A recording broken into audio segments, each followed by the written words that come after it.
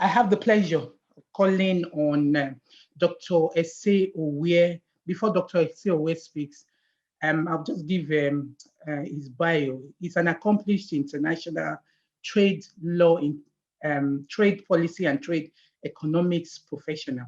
Thank you very much, Esosa, for the very warm introduction. And thank you, everyone. It's a pleasure to be here to speak today. I will be sharing my screen, and I'm going to be speaking on the AFCFTA and how we can move the agreement from the agreement phase to impact. So over the next 20 or so minutes, I hope to run us through what I think is the current landscape and how we can actually surmount challenges. So, my presentation or, intervention will be on the AFCFTA, moving from agreement to impact.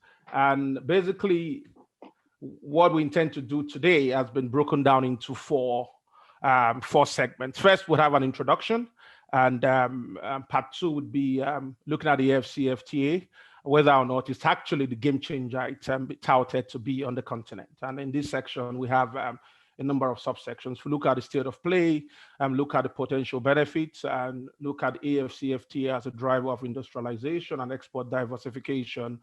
Look at AFCFTA, how it impacts on what I call the 99% of the continent, which in the area of services, e-commerce, and agriculture. And then we move to part three, which is actually the core of this intervention, which seeks to say, look at how can we move from agreement to impact. And on this score, we look at the issue of ratification, domestication, and implementation compliance. Then we also look at what are the complementary policy enablers that would actually move the agreement to the impact phase. And in this section, we look at the issue of infrastructure and digital connectivity, look at the issue of free movement of persons and a more supportive business environment. Then look at the issue of facilitating trade for small and medium scale enterprises. Then we'll have concluding thoughts and a few points about thinking outside the box.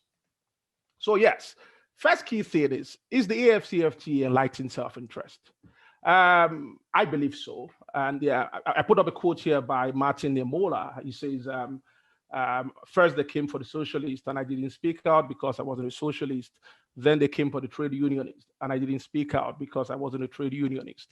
Then they came for the Jews and I didn't speak out because I wasn't a Jew. Then they came for me and there was no one to speak for me. Martin Niemola was a German theologian who was actually quite influential during the First World War. He was pro-Hitler initially and became a sycophant, so to speak. But while they were persecuting people, he didn't speak at all until Hitler came for him when he started attacking Hitler and disparaging Hitler's approach to governance. And his whole idea was he should have spoken out earlier. And if you look at what Niemola was saying and put in context of what happened in the war and what has happened in Africa over the last decade, you would see that African leaders had to come out and stick together. Because at the end of the previous decade, which was at the end of the global financial crisis of 2008 and 2009, African leaders realized that while the global north actually had bailouts for their countries for companies in the US and in Europe, African countries were left to their devices after the global financial meltdown. And so at the end of that decade, and in the new decade commencing 2010, 2011, the conversation in the continent started centering around how can we have an African single market? And enlightened self-interest then kicked in and actually drove us to do what nobody thought we could do in the space of time in which we did it. So by way of introduction, the AFCFTA commenced on 1st January 2021, about a month ago. And this was preceded by the meeting of the African heads of state and government, which took place in Johannesburg, where they adopted the Johannesburg Declaration, signaling commencement of trading under the AFCFTA.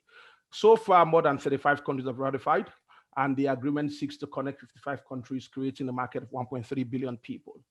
The hopes and aspirations of the AFCFTA for trade and industrialization has placed it very high on the development agenda of not just African countries, but also of development partners across the continent, across the world, from the AFDB to the AFC, to the World Bank and IFC, who seek to ensure and support that the process actually succeeds. So this session basically seeks to look at the current state of play in relation to the AFCFTA manufacturing, services, and e-commerce, and also identifying challenges that would potentially militate against, the proper implementation of the agreement. So part two, question, is the AFCFTA a game changer for Africa's development? Well, let's see. Current state of play, the agreement establishing the AFCFTA opened for signature in March 2018. And on that same day, the continent launched two major continental initiatives, the agreement on a single African net transport market and the protocol on free movement of persons. These two agreements are significant because they seek to actually facilitate movement across the continent, because what I tell people is that companies trade and individuals trade. Governments do not. So unless companies and companies and persons are able to move freely within the continent, you can't actually have trade integration. The agreement entered into force on 30th of May, and the operational phase was launched in Miami in July 2019. At the launch of the operational phase, 5 key operational instruments were also launched. These were the instruments of rules of origin, the online negotiating forum, the monitoring and elimination of non-tariff barriers, a digital payment system, and an African trade observatory. These were done simply because we needed to set up the institutions to tackle a number of issues. So for rules of origin, for instance, African manufacturers wanted a framework that would prevent dumping and the use of sanitary and phytosanitary measures to militate against trade. For digital payments, for instance, IOCs and MNCs and all of these guys wanted to be sure that there would indeed be a system to facilitate cross-border payments. Current state of play, the agreement was broken down into 3 phases for negotiations. First was phase 1, which sought to negotiate trading goods, services, and dispute settlement. This has been largely concluded. As at 1st of January, about 80% of the rules of origins have been negotiated. About 90% of the tariff lines have been concluded. And the government, just a few days ago, the African ministers of trade met and agreed that by 1st of July this year, they should have concluded phase 1. Phase 2 actually covers deeper integration. It looks at the issues of intra-African investment, intellectual property, and competition policy. What it is meant to do is to move to the next level. After doing basic goods and services, you want intellectual property to actually protect patents and all of that. You want competition policy to prevent large companies from actually having dominant market player status. You also want a protocol for inter-African investment so that if businesses are coming, they actually have black letter law to actually guide them. Then we had what was phase 3 for e-commerce. E-commerce was meant to be the last phase. But what has happened was, given the exponential growth in e-commerce transactions post-COVID, African heads of state and government actually thought it wise to move e-commerce from phase 3 back into phase 2. So we're hoping that should phase 1 conclude in July as planned, e-commerce will be part of phase 2 negotiations while you are negotiating competition policy, investment, and FDI. In terms of potential benefit, and I think my co-panelists, Rolake and Dr. Akindele, will speak in more detail on this. The AFCFTA seeks to connect, like I said, 1.3 billion people across 55 countries with a combined GDP of about 3.4 trillion or 4.4 trillion, depending on whose data you are using. Beyond this groundbreaking side, it signals the paradigm shift of the commitment of African leaders to boost inter-Africa trade, reduce poverty, and promote inclusion. By 2023, it's expected that the AFCFTA would lift 30 million people out of extreme poverty and 68 million people out of moderate poverty. What this has clearly shows is that there's actually, potential opportunity here.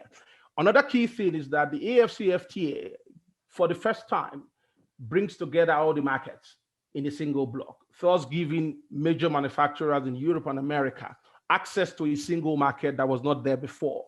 So instead of going to 55 fragmented markets, they're actually going into a single market of 1.3 billion people. What is the impact for manufacturing? I would just speak on this briefly, knowing that there are other people to speak on that.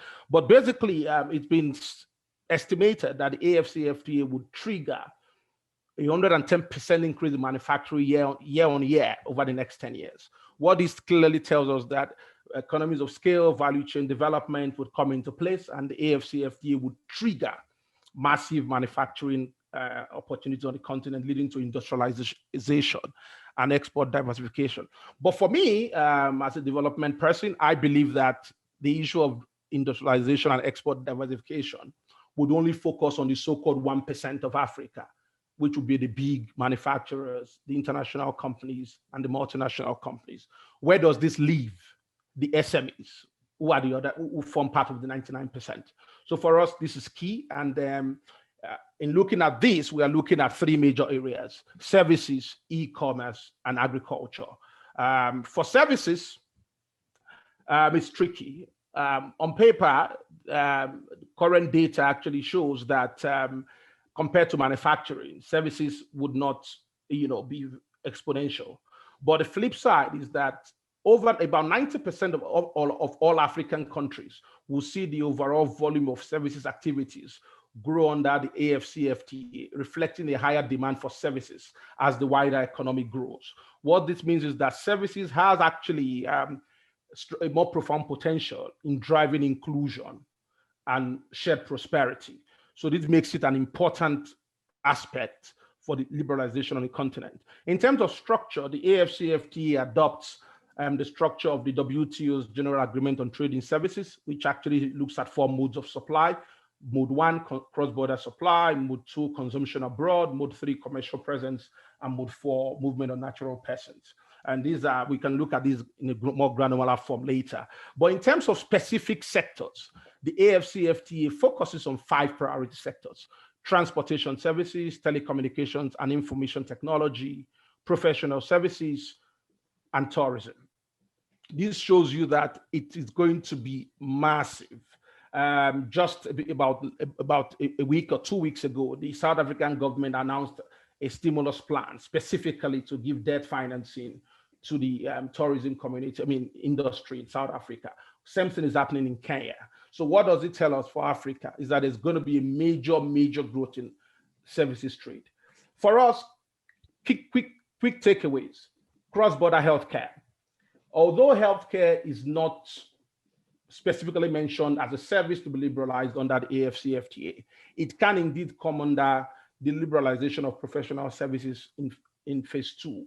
What it means is that we can then get doctors to get mutual recognition across the continent and supply their services either by taking up commercial presence in the country or providing it through cross-border supply. Most importantly, given the exponential growth in digital technology, you can also get digital apps and services, telemedicine services across the continent using liberalization dynamics of the AFCFTA.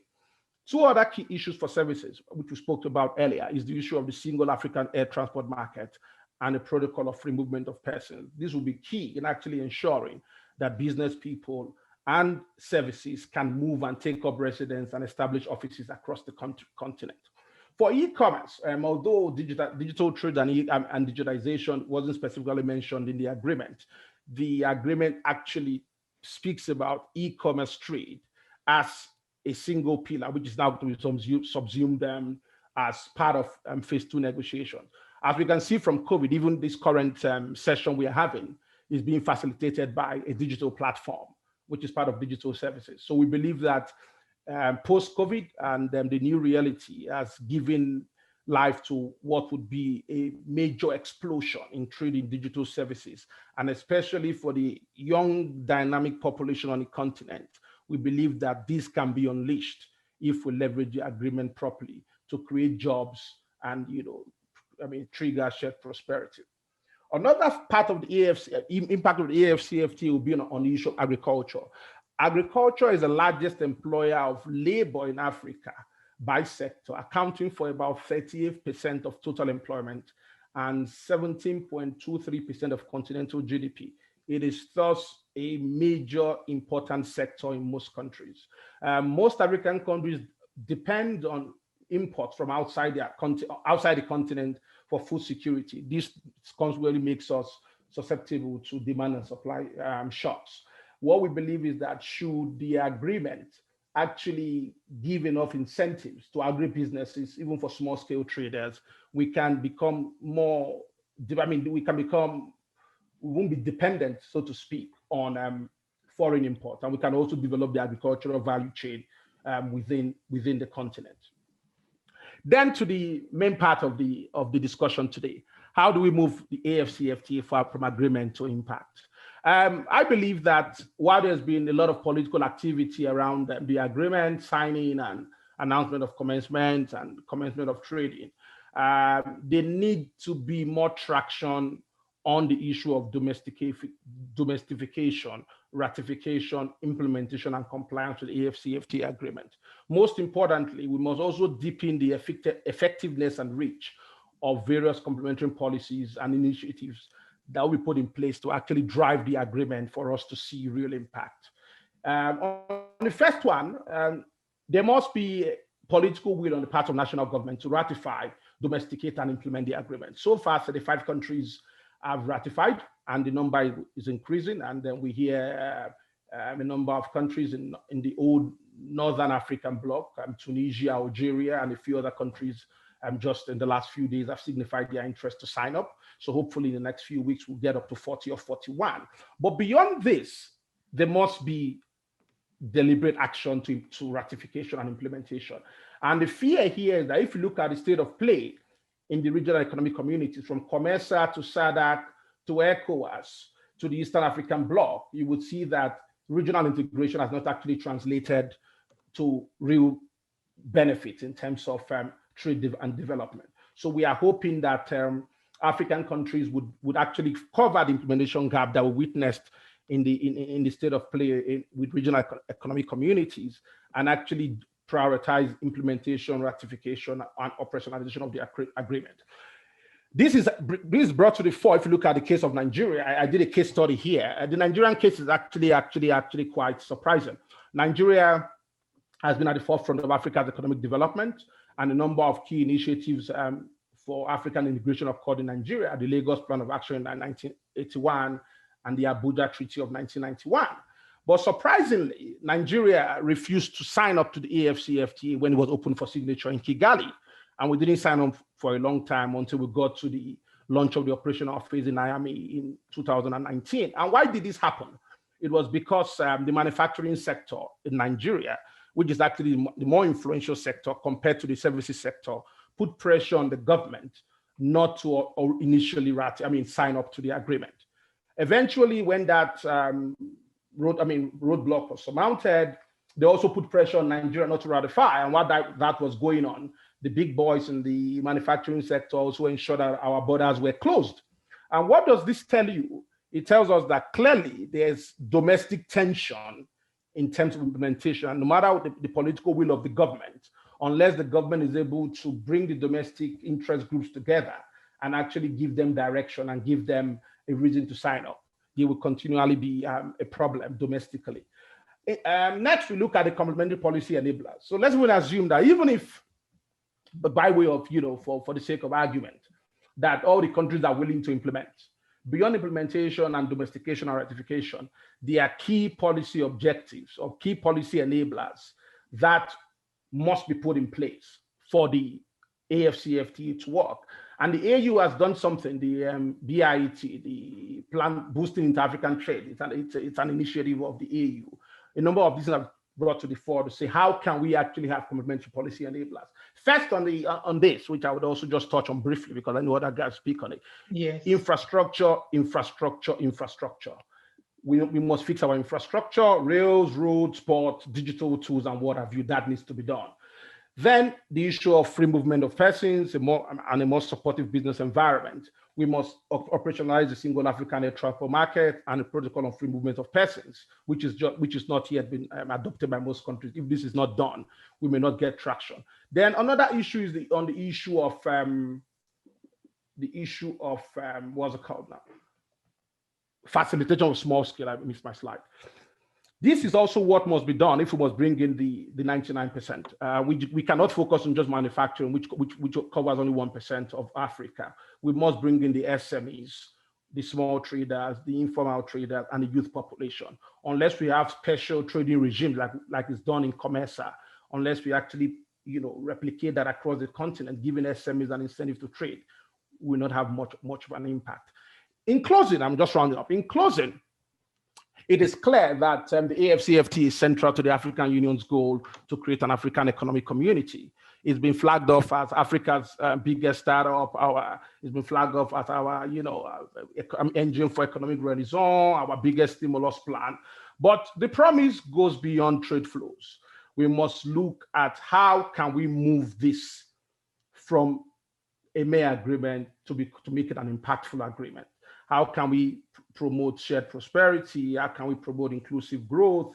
How can we promote trade industrialization and what have you? For me, this can be done. I just made a few comments. We need to think outside the box. And for me, for national governments, 7 key things can be done. First, we must identify the winners and losers in specific sectors, and then find a way of creating linkages between both parties. So in Nigeria, because we already know that the services sector, financial services, telecommunication services, and what have you, digital services would benefit, you bring them on one side.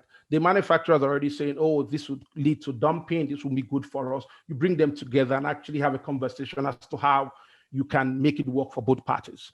Closely linked to this is the issue of private sector. The private sector must be brought to the table in terms of negotiating the next phase. In the first phase of negotiations, there was actually a mismatch in that sense between the private sector and the government. The private sector needs to be brought up to speed about with regard to the opportunities available and also why they should support the government in moving to the next stage of negotiations. The third issue, I believe, is for us to frame the issue of support for the AFCFTA. It must be mainstreamed into our policy planning and processes. Currently, you have a number of events going on, the National Action Committee on the one hand, the NOT and on the other hand. I think they need to work together to mainstream this as a major issue for the country and get the buy-in of critical stakeholders. Another thing is, beyond physical infrastructure, we must have soft infrastructure, regulation on e-commerce, regulation on ICT, regulation of foreign direct investment. This must be done to ensure that the soft infrastructure is put in place to actually complement physical infrastructure. Another thing is on the issue of manufacturing. The manufacturers are very influential. You must actually bring them specifically to the table and develop specific industrial strategies to drive manufacturing while negotiating specific rules of origin that would guarantee their security and safety long term. The sixth one, I think, is on the issue of healthcare.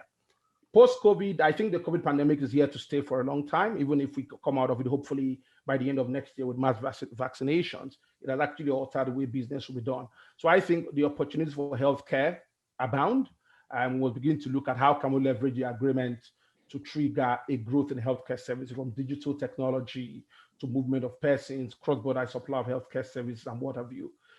Lastly, we must actually encourage our DFI partners to promote capacity.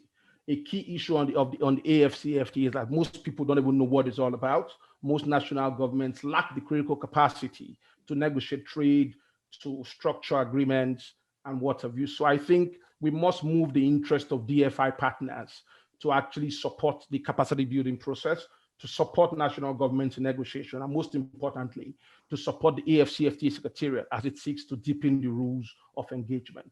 So thank you very much. I hope I didn't go over my allotted time, but I believe that, yes, the AFCFTA offers tremendous opportunity, but at the same time, we must begin to look at ways for moving the agreement to impact. Thank you very much. Thank you very much, Dr. Owie, for a very, you've gone through what AFCT is all about, the policy behind the AFCTA, what we now need to do from the agreement to implementation. You've given us a lot of food for thought. So thank you very much. And another thing you said as a parting gift was that, how do we now move from the agreement to impact? And you mentioned 4 things: ratification, operationalization, domestication, and effectiveness and reach. And you also said in order for the agreement to actually be impactful in Africa, that there are 7 things to take into consideration. That is to identify winners and losers in specific sectors and finding leakages between them. And private sector must be brought to the table. There was a mismatch between the public sector and the private sector, and that there should be a frame. We should frame issue of support. AFCTA must be mainstream. It must have meaning to the man and woman in the street, to the businesses in the street. And also you said something about soft infrastructure. That is regulation of ICT, FDI, and other relevant things to make implementation work. And also you talked about the manufacturing. We know Africa lacks a lot of things. And in order for FTA